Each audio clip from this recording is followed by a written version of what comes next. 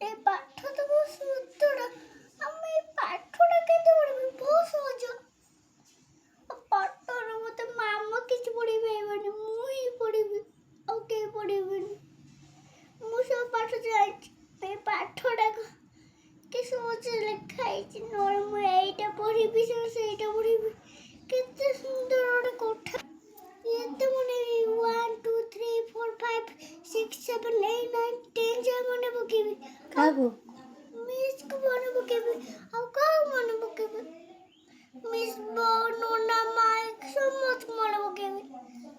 Miss ଏମିତି ବଗେରା ଆଉ କଣ ବଗେରା ଯାହାକୁ ମତେ ଗେସ୍ତାନା କରୁଛି। ଆଉ ମୁଁ ଏତେ କେମିତି କରିବି? ପାଠ ପଢ଼ିବି, ଚେଞ୍ଜ କରିବି, କେତେ କରିବି? ବାଙ୍ଗାର ବୋଲେ ମୁଁ ଏମିତି କରିପାରିବିନି।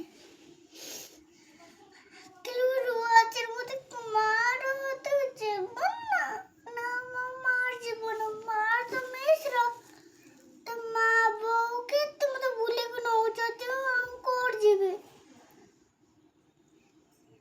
ଡୁଙ୍ଗୁ ନାନୀ କହିଲେ ମତେ ଚକୋଲେଟ ଦବ, ଏଠି ଆସିବ ଚକୋଲେଟ ଦବ।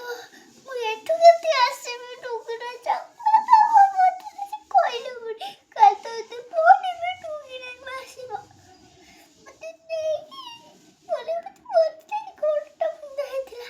ଆଉ ମତେ ବାଙ୍ଗାଲୋର ନେଇଗଲେ କିଛି ହବନି। ସେ ଖେଳଣା ନେଇକି ଆସିବାକୁ ପଡ଼ିବ। କହିଲେ ଚାଲେ ଏଠି ଭୂତ ଲାଗିଲାଣି ବାଙ୍ଗାଲୋରରେ, ଚାଲ ମିସ୍ ପାଖକୁ ପଳେଇବ। ଯେତେବେଳେ ଏତେ ବାଟ ଆସିବି, ବାପା ଏଠି ବସିକି ଏମିତି ଖେଳୁଥିବେ। କ'ଣ ଅଛି? ସେ ତୁ ଗାଡ଼ି ଏମିତି ଲଗାଇଦେବା, ପୁଣି ଆମେ ପଳେଇବା। ତୁମେ ପଳେଇକୁ ତୁ ଏଠି ଆସିଲେ ନା ମତେ ଏତେ ସୁନ୍ଦର ଲାଗୁଛି। ମୁଁ ସେମିତି କରିବିନି। ଆଉ ଟିକେ ସମୟ ହେଲେ ପଳେଇବି। ମୁଁ ଏତେ ଗପ ଆଉ କିଛି ଗପ ନାହିଁ।